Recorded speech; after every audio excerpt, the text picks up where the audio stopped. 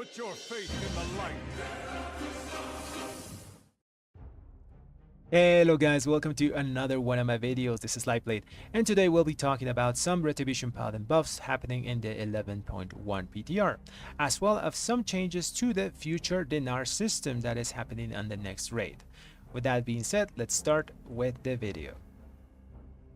Okay guys, let's talk about the Retribution Paladin buffs. So as you can see here, we have pretty early data mining on the changes that are going to happen. We mostly just have the values of how things are going to change, but remember, none of this is going to be set in stone. We have to wait for the actual blue post that Blizzard is going to be doing on the changes. But what we can infer from these is that Blizzard is trying to buff Herald of the Sun because it's lagging behind Templar by a lot.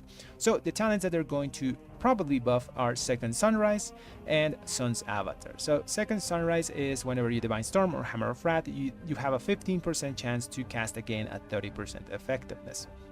The changes to Second Sunrise according to these values, I'm going to try to picture you guys what I think is going to happen is that they're going to increase the value of the proc rate by 5%. That means that it has a 20% chance to proc, and they're also going to increase the value of the damage that the secondary hit is going to be doing by 20%. So it's going to be at the end 20% chance to cast again a 50% effectiveness, which is going to make it pretty decent, because currently Second Sunrise, I think it does like 2% of your damage. So with this change, it's probably going to do around 4, which is now decently enough. The other talent that is going to get a buff is Sun's Avatar. So according to these numbers, Sun's Avatar is going to get a buff of about 50% of its damage, which is pretty decent, you know, because currently in live settings, Sun's Avatar at the end of a Mythic Plus dungeon is going to do around 5 to 6% of your damage. With this change, this would be around 9%, so it's a pretty decently good buff.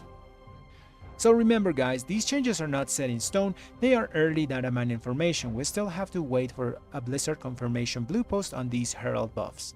The one change that is most likely to be confirmed is the buff to Final Reckoning. That is getting an 80% damage buff on its initial hit. That's the big blast from the sky.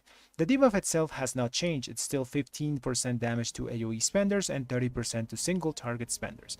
This is a great buff for Final Reckoning, making it a bit more competitive with Execution Sentence. Now, is Final Reckoning going to replace Execution Sentence next season? I don't think so. I think it's going to be a case-by-case basis. You know, you're going to look at the dungeon. If there's a lot of mobs, you're going to use Final Reckoning. If there's more bosses than mobs, you're gonna use Execution Sentence, which I think it's a healthy thing that can happen. You know, we have options to take different talents, because currently we just use Execution Sentence and it's kind of getting a bit boring. So I love that they're making this change.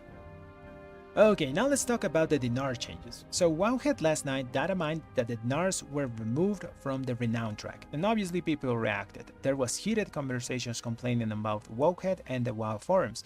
It was a shit show. Luckily, Blizzard made a blue post 30 minutes after the Wowhead one, explaining what happened, and that yes, the DINARS were removed from the renown track, but not from the game. They still have plans to use them, and will tell us how in a future announcement. Now, from this on, I want to give my idea on how they probably are going to do it. So, they had a lot of complaints of the DINARS coming too late in the season. So I'm thinking they're going to put them a bit earlier, around week 12 to 14, so they can be used for progress in mythic raids and keys. But they will do it in the way that they did in the Shadowlands system of DINARS. This is mostly to protect the raid integrity and progress.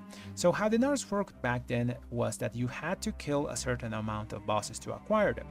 I'm thinking they should make the first Dinar from clear the whole raid on normal, and the second Dinar from clearing the whole raid on heroic.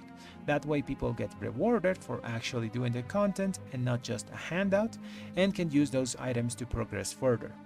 Hopefully they find a way to implement them without much friction, because Dinars and having a bit of deterministic loot is great to avoid player frustration. And well guys, that's going to be the video for today. I hope you enjoyed it, and if you did, leave a like and subscribe to the channel. Thanks for watching everyone.